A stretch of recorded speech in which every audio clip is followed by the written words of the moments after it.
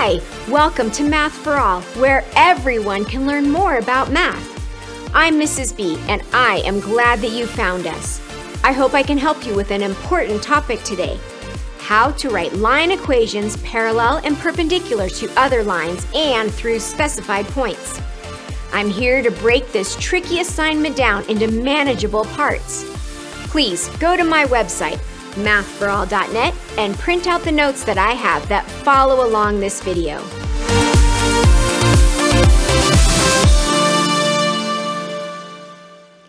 We see two types of questions related to these: determining if two lines are parallel, perpendicular, or neither, and finding the equation of a line parallel or perpendicular to a given line.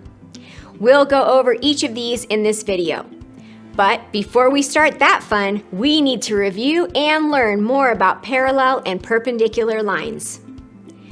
Parallel lines, you know them. They're like this, like train tracks following along but never touching. In fact, there's a cool joke about them. Parallel lines have so much in common, it's a shame they'll never meet. What do they have in common? They're slopes. But what's different with them? They're y-intercepts. Do they ever meet? Nope. Next up is perpendicular lines. That fancy word that we're thankful we don't have to spell correctly means that the two lines meet at 90-degree angles, where the corner of a piece of paper fits perfectly. Now, here is the important part. The slopes of perpendicular lines are always opposite reciprocals, meaning you change the signs and you have to flip it. Example: a line with a slope of 3, the perpendicular slope would be negative 1/3. And one with negative 7/5, the perpendicular slope would be 5/7.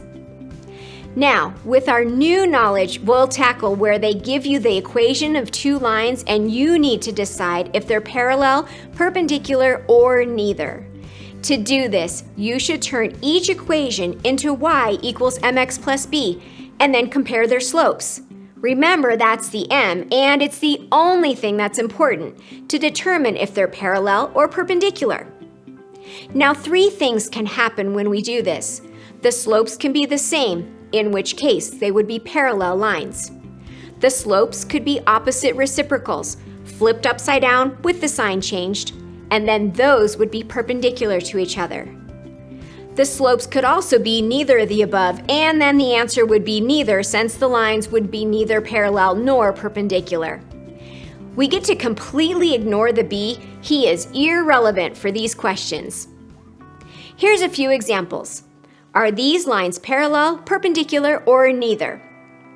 3y equals x plus 21 and 3x plus y equals negative 2.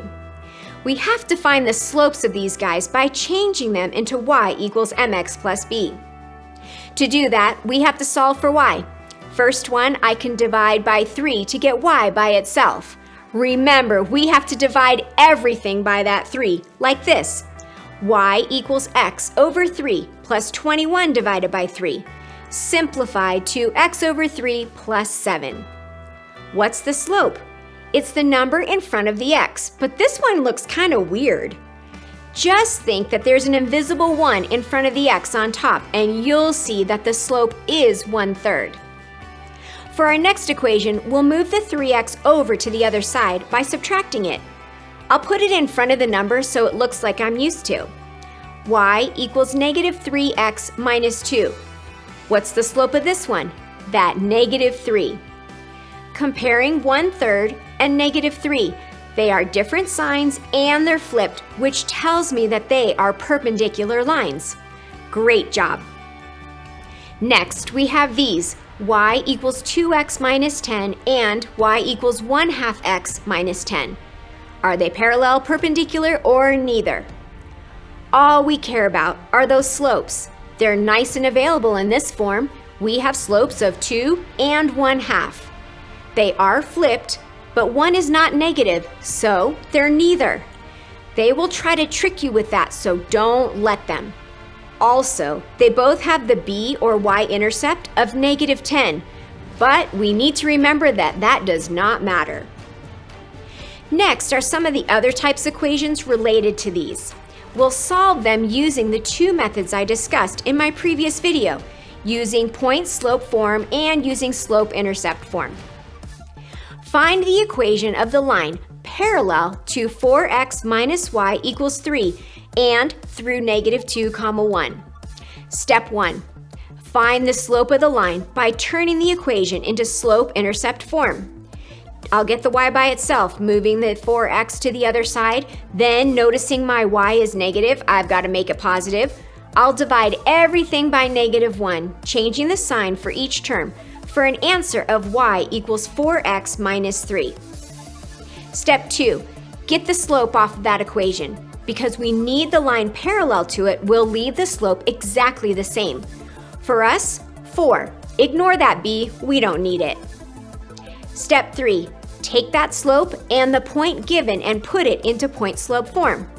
I have y minus 1 equals 4 times x plus 2. Step 4, make it pretty. Distribute, then get y by itself. Y equals 4x plus 9. Let's check this one by graphing. Here's the first line. Then I'll plot y equals 4x plus 9, and you can see that it's parallel and it goes through negative 2, 1 like we were asked to do. Here's our final example for today. Find the line perpendicular to the line that goes through negative 4, 3 and negative 3, 1, and that goes through 2, 5. Step 1, find the slope. For this one, we don't have an equation, but we know how to find the slope between 2 points. 1 minus 3 over negative 3 minus negative 4 equals negative 2 over 1 equals negative 2. And remember, I don't care about the y-intercept, so we're done with those points. Step 2, get the slope that we need. They asked for a perpendicular line this time, so we flip the slope and change the sign. Perpendicular to negative 2 is 1/2. Step 3, we'll take that slope and the point that they say that it has to go through and either put it into point-slope form or solve it the other way and put it into y equals mx plus b. 5 equals 1/2 times 2 plus b. Simplify and we get b equals 4. Step 4, make it pretty. The equation is y equals 1/2 x plus 4. Once again, let's graph these on the same graph. The line through negative 4, 3 and negative 3, 1 looks like this. Now the one that we came up with is y equals 1/2 x plus 4, and you can see that it is perpendicular and it goes through 2, 5, like was asked. Excellent! Congratulations! You have followed along in the culmination of line equations. Culmination is a fancy word meaning to put it all together.